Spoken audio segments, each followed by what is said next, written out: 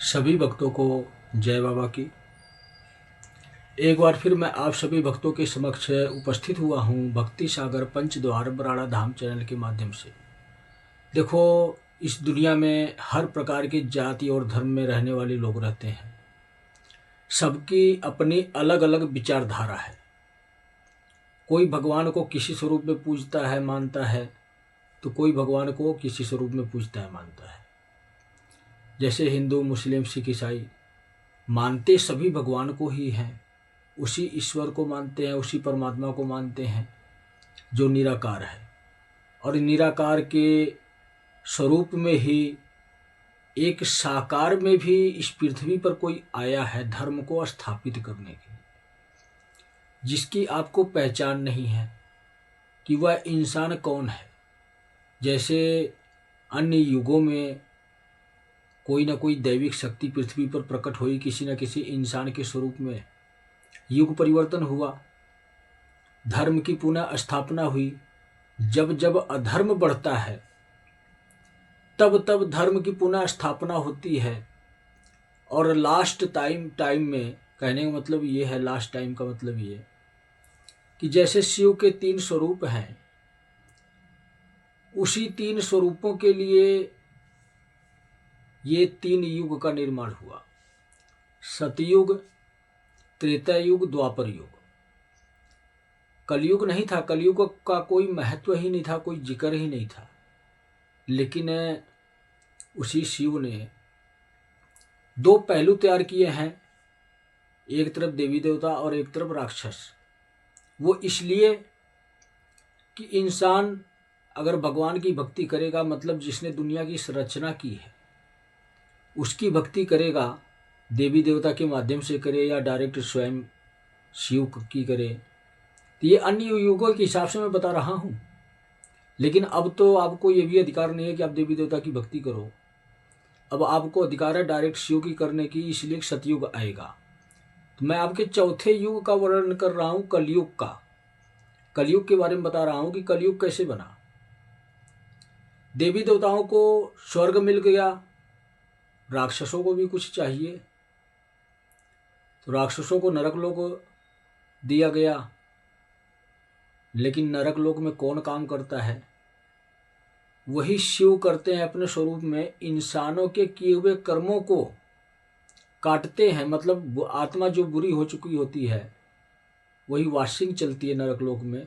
बुरी आत्माओं का जो इंसान स्वरूप में बुरे कर्म किया होता है, मरने के बाद उन आत्माओं की वॉशिंग चलती है, मतलब उसको सजा दी जाती है। वॉशिंग मतलब ये ना समझ लेना कि आदर सत्कार होता है, वहाँ की धुलाई अलग ही प्रकार की होती है। स्पेशल वीडियो कभी हम जारी करेंगे तो अवश्य बताएंगे कि नरक लोक का मतलब क्या होता है। तो यह कलयुग स्वर्ग लोक के बदले में दिया गया है, क्योंकि नरक लोक में भी महाकाल का भी अधिकार हो गया, शिव का ही अधिकार हो गया। शिव के माध्यम से ही चलता है नरक लोक, तो है तो भगवान का ही शासन। और राक्षस लोग ऐसो आराम के लिए कुछ मांगना चाहते थे। साफ साफ स्पष्ट शब्दों में मैं आपको यह बता रहा हूँ।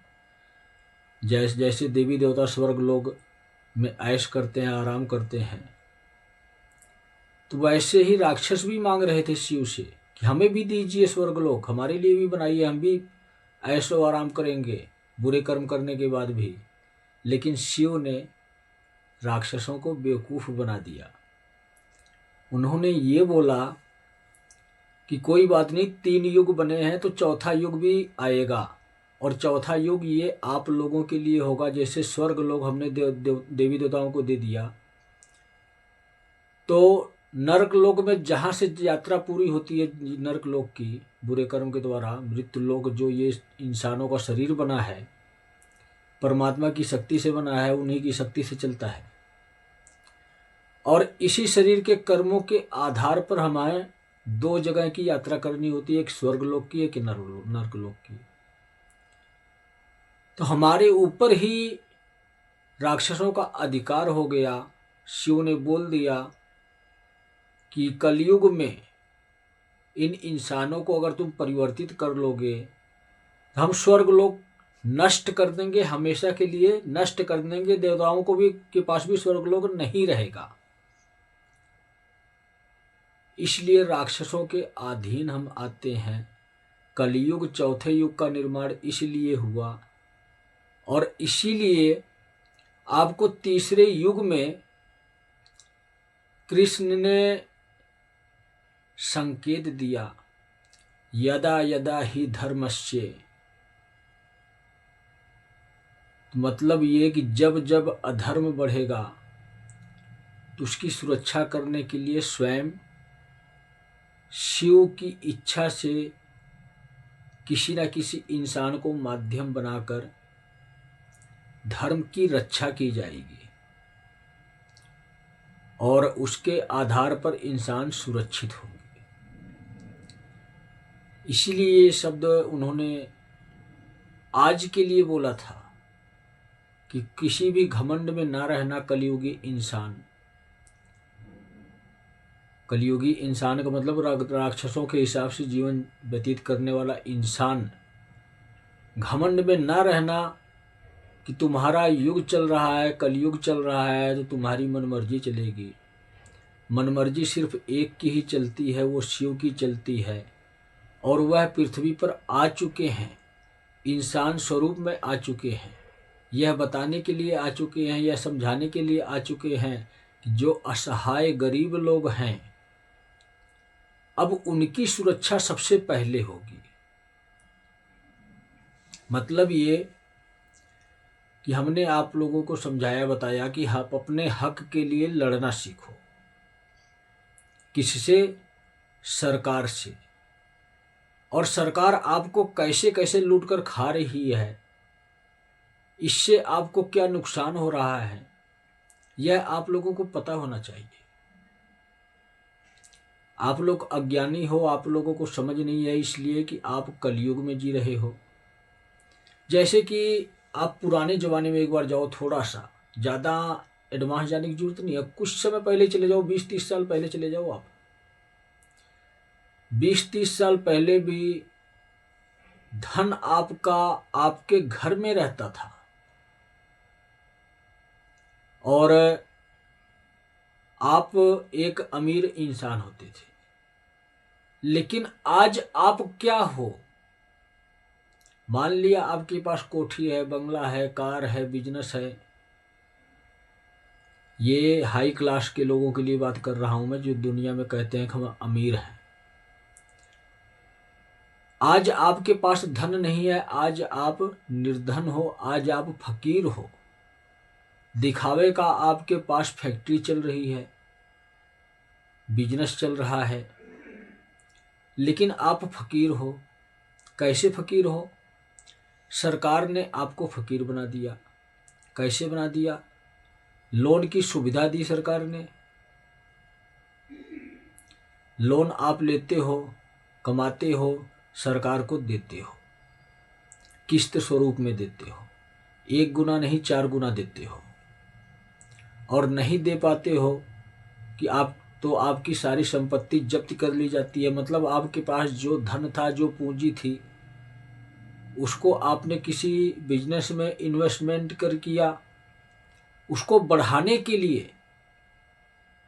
और हुआ क्या आपके साथ? आपने लोन लिया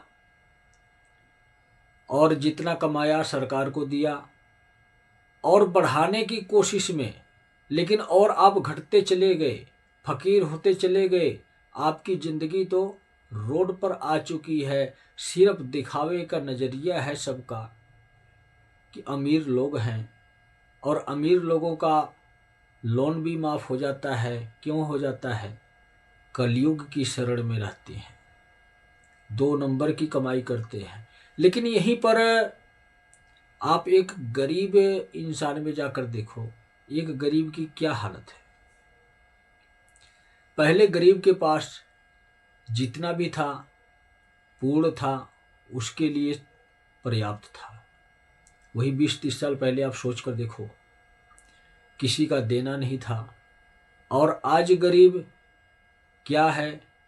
मकान तो है, सर ढकने के लिए छत तो है, लेकिन मकान की किस्त जा रही है। कहाँ जा रही है? बैंक में जा रही है, सरकार तक पहुंच रही है।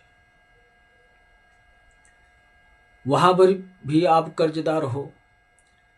उस मकान में जितने भी उपकरण सामान हैं, बहुत कम लोगों के पास ही ऐसा सिस्टम होगा कि कैश लेकर आते होंगे, नगद खरीद कर लेकर आते होंगे, नहीं तो गरीबों में किस्त के माध्यम से लाते हैं, वो भी कर्जे पे ही है।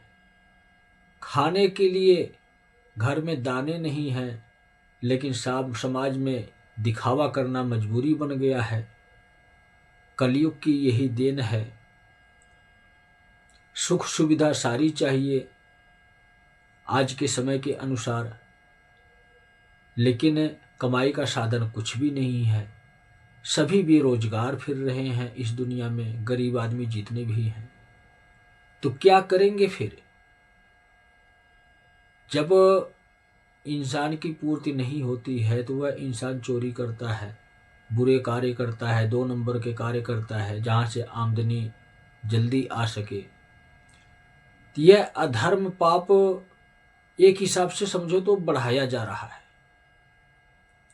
सरकार आपको लूट कर खा रही है। आपका धन पहले आपके घर में था, आपको लालच देकर पहले बैंक में रखवाया। आपका धन बैंक में रखवाने के बाद आपको लालच दिया, लोन के माध्यम से पैसे की लालच दिया, आपको कर्जदार बनाया बैंक। और अब सरकार क्या करने जा रही है? Digital currency. अब तक तो आप मोबाइल के माध्यम से चला रहे थे, लेकिन अब इससे बड़ी स्कीम आपको मिल रही है। आपका पैसा आपके पास नहीं रहेगा। आप बैंक में से पैसा लेकर निकालना चाहो कि नोट में लेकर आऊं घर अपने, वह नोट नहीं मिलेगी।